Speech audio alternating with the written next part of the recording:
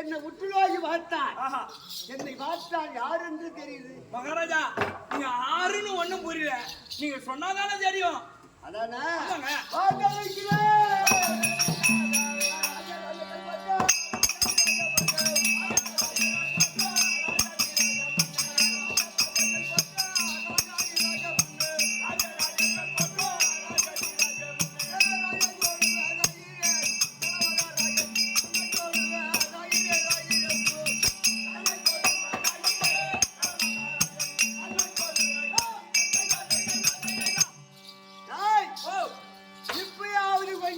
தெரியுமா?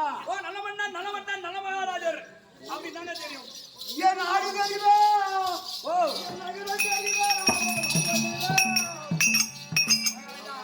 உங்க நாடு நகரம் நீங்க சொன்னாதானே தெரியும். இதுதான் ஜகத்தோடு வருமானம் செய்து வரக்கூடிய நிர்ணமாபுரி பட்டணத்தை ஜகத்தோடு வருமானம் செய்து வரக்கூடிய நான் தான் நலமகாராஜன். சக்கரவர்த்தி பேர் பெற்றவனா நீங்க? என் பேரே சொந்த பேர் என்ன பேர் சொல்லு பாக்கு. சக்கரபாணி. சக்கரவர்த்தி என்றால் கோசபாணி. ஒரு 6 பேர் இருக்கிறாங்க. 6 பேரு. நல சக்கரவர்த்தி, பூர்வ சக்கரவர்த்தி, சிவ சக்கரவர்த்தி, நல சக்கரவர்த்தி, மாவழி சக்கரவர்த்தி. இந்த சக்கரவர்த்தி நான் என்றால் உலகத்திலே நாங்கள் எல்லா பேர் போனவர்கள். அப்பேருக்கு இந்த நலமகாராஜன் நான். இட்டுதாபுரிய ஜகத்தோடு பரிவாரம் செய்து வரக்கூடிய பேர்தான் நலமகாராஜன். ஜகத்தோடு பரிவாரம் செய்யக்கூடிய மகாராஜே வாழ்வாய் வையகமெல்லாம் வாழ்வாய்க்கு ஒரு குடியரசம் அல்ல குடியரசம்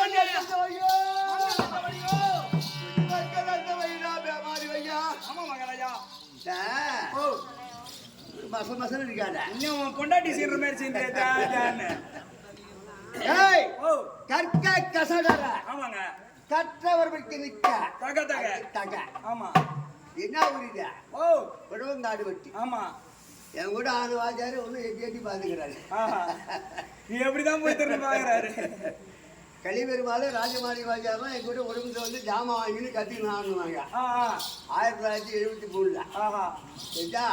1925 என்ன பண்ணுவா? ஒண்ணும் பண்ண மாட்டேன். ஒரு வெட்டக்காய் எடுக்க முடியாது. இருந்தாலும் எடுத்துட்டு கத்திரிக்கா பெரிய பெரிய ஆசாரிட்டு பழகினாலும் ஆமா கற்க கசடர கற்றவர்களுக்கு தக தக தக. தெரிஞ்சவன் போல உருளாடக்கூடாது, தெரியாதவன் போல இருக்க வேண்டும். சரக்கு வாங்கினதான் பெரிய மனுஷன். நான் தான் வாத்தியார். நாங்க சரக்கு குடிச்சா நம்மளுக்கு போது யாராவது பரிவாரம் செய்து வரக்கூடிய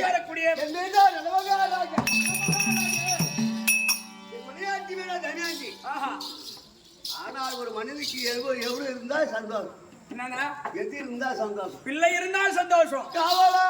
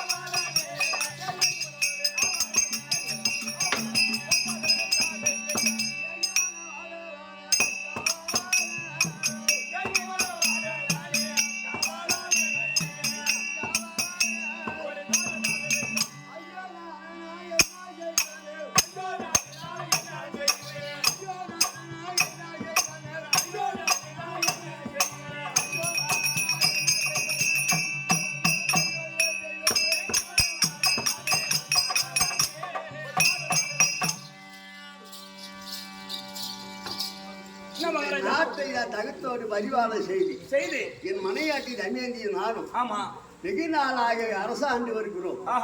பின்னால் ஆள் ஒரு குழந்தை கிடையாதுனாக்க அவளா ஐயோ முடி உடச்சு போடுற மகாராஜா. மகாராஜா உனக்குதான் புள்ள இல்லையே, உன் பொண்டாட்டிக்கு அதனால புள்ளைக்குதா? சின்ன தம்பி சின்ன தம்பி மகாராஜா சொல்லுங்க சொல்லுங்க. நான் என்ன ஆம்பளை புள்ள பார்க்க போறேன்னா உனக்கு தான் புள்ள இல்லையா கேட்டாரு. என் பொண்டாட்டிக்கு புள்ள இல்லையா பார்த்தால் அவரு ஒரு கேவலமாவே இருக்கு. உனக்கு புள்ள இல்லைன்னா உனக்கு பிறந்தது ஆம்பளை புள்ள, உன் பொண்டாட்டிக்கு பிறந்தது பொம்பளை புள்ள. ஏதாவது ஒரு பெண் பிள்ளை இருப்பதா நீங்க உனக்கிட்ட கேட்டேன் நானு. அறிவாளி அறிவாளி ஏன் கேக்குறேன்? இருவாங்க பேசுறாங்க. எனக்கு பிறந்தால் ஆண் பிள்ளை. ஆமா என் மனையாட்டிக்கு பிறந்தால் பெண் பிள்ளை. ஆமாங்க கரெக்டா புடிச்சு பேசுறேன். எதனா இருக்குதா? ஆண் பிள்ளை இல்லையானால் ஒரு பெண் பிள்ளை இருக்குது. ஒண்ணு நாளாயிடி ஒரே ஒண்ணா? என்ன சொல்றீங்க? ஒரே ஒரு பெண், ஒரே ஒரு பொண்ணு இருக்குது. ஆஹா அதுக்கு எதுக்கு அழுதுன்னு கிடக்குறேன்? எதுக்கு அழுதுன்னு கிடக்குறேன்னு கேக்குறேன். எதுக்கு இப்ப பூமியில கிடக்குறேன்ற நீ எல்லாம் என்ன மகாராஜா இருப்பா அது ஒன்னா போதுங்க. சொல்லுங்க. ஊரே காப்பாத்தலாம எப்படி ஊரா உண்டாகி போகுங்க. எப்படி ஒரு பொண்ணை வச்சு அது ஒரு மாப்பிள்ளை கட்டி கொடுத்தா அது ஒரு ஆம்பளை பிள்ளை பிறந்தா அப்புறம் பொம்பளை பிள்ளை பிறந்தா அப்புறம் அப்படியே நிறையா. அவர் என்ன சொல்றாரு புரியுதா? சொல்வது நியாயம். அவர் என்ன சொன்னான்னு புரியுதா? செவிட்டு உக்கால ஒழி ஆணு தலை மட்டும் தானே. அவர் என்ன சொல்றாரு? ஆம்பளை பிள்ளைதான் இல்லன்னு அழுது ஒரு பொம்பளை பிள்ளை இருக்குதுன்னு சொன்னி அந்த பெண் பிள்ளைய திருமணம் செய்து கொடுத்தா பெத்த பிள்ளைய விட பேர பிள்ளை நாட்டாண்டு பெருத்து உயர்ணும்.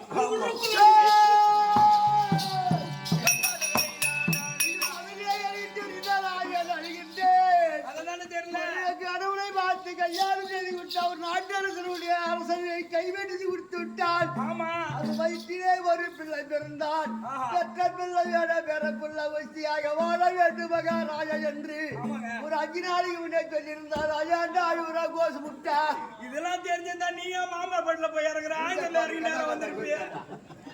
தலைமுறையாக இருக்கிறது முதல்ல சொல்ல நாயாண்டா அழுவுற பொண்ணுக்கிட்டு மகாராஜா ஒரு நாட்டு அரசனை பார்த்து ஒரு கணவனை பார்த்து கட்டி கொடுத்துட்டார். அது வயிற்றுல ஒரு குழந்தை பிறந்தா இந்த நாட்டை ஆழ்வார் நமக்கு வந்த பிள்ளை கூட கொஞ்சம் வைக்காது பெத்த பிள்ளைதான் வசதின்னு சொல்லி இருந்தா கோசு முட்டை. நான் ஏன்டா அழுவுறேன்? பெத்த கோசு முட்டிக்கு தெரியாதா பக்கத்துல இருக்கிற மந்திரி கோசு முட்டிக்கு தெரியும்போது இருந்தாலும் ஒரு வார்த்தைக்கு நான் வச்சிறேன். என் மனையாட்டி பேர் தமயந்தி, என் பொண்ணு பேரு நலாயினி, நான் என் பேரு நவகாராஜன்.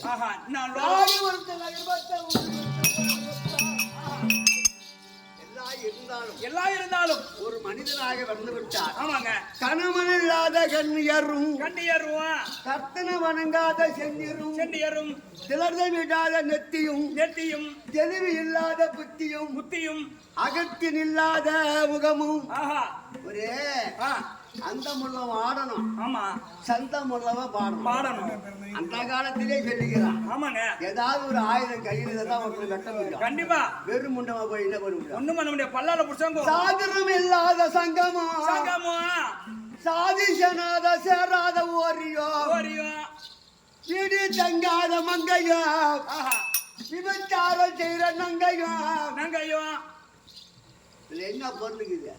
ஏன் உனக்கு தெரிஞ்சா நீ சொல்லிட்டு போய் எனக்கு தெரியாதெல்லாம் கேட்டுக்கிறேன். குருவ மதிக்காத சீடனும் மனிதனே பிறப்பது அருது அருது அருது என்று திருவள்ளுவர் கரெக்டாக பழமொழியை இணங்க பேசியிருக்கின்றார்.